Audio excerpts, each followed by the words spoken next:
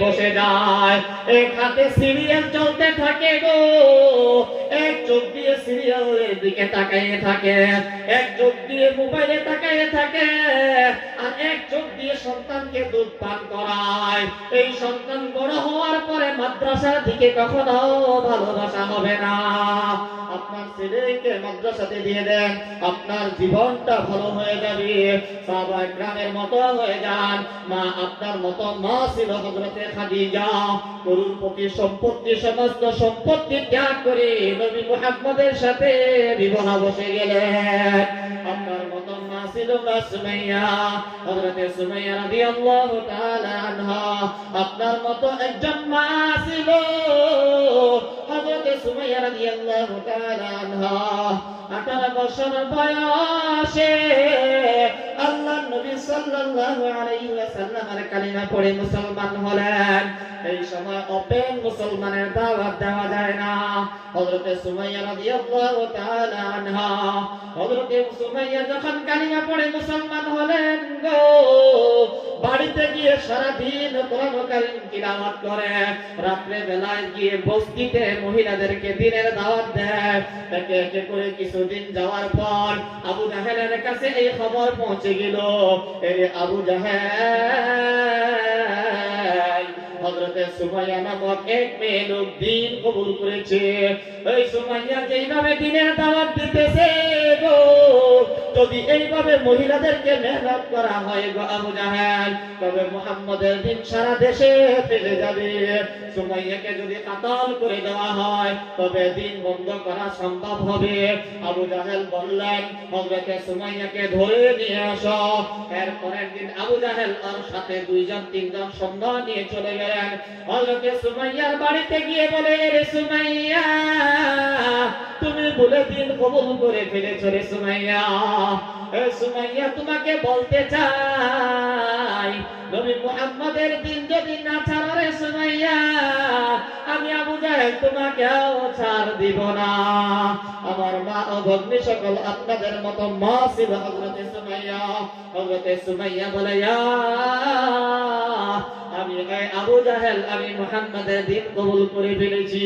সঙ্গে সঙ্গে আবু জাহেল হযরতে সুমাইয়ার মাথার চুলের মুঠি ধরিয়া হযরতে সুমাইয়াকে ঘর থেকে টেনে টেনে বাহির করা শুরু করলে।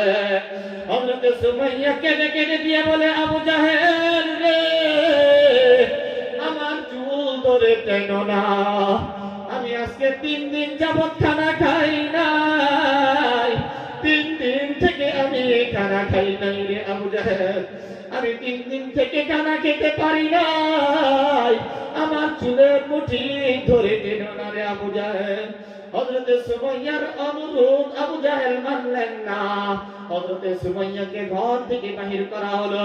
হযরতে সুমাইয়াকে নিয়ে যাওয়া হলো, একটি বিশাল বড় করে একটি মিটিংয়ের ব্যবস্থা করা হলো, স্টেজ বানানো হলো। ওই স্টেজে হযরতে সুমাইয়াকে উঠানো হলো। আপনার মতো মা ছিল হযরতে সুমাইয়া। মা একবার হযরতে সুমাইয়ার জীবনীটা পড়ে দেখেন, হযরতে সুমাইয়ার শাহাদাতটা পড়ে দেখেন গো।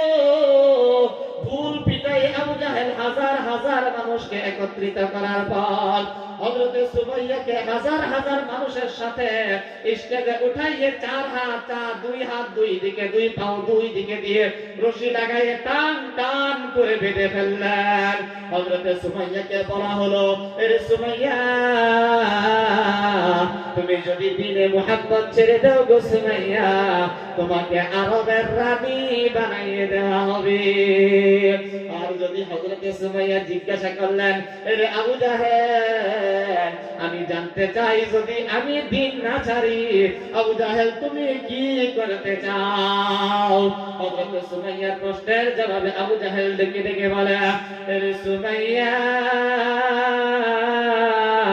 তুমি জেনে নাও, মেনে নাও, তুমি যদি মুহাম্মদের দিন না ছাড়ো রে সুমাইয়া, তোমাকে মারতে পারতে আমি মেরেও ফেলতে পারি।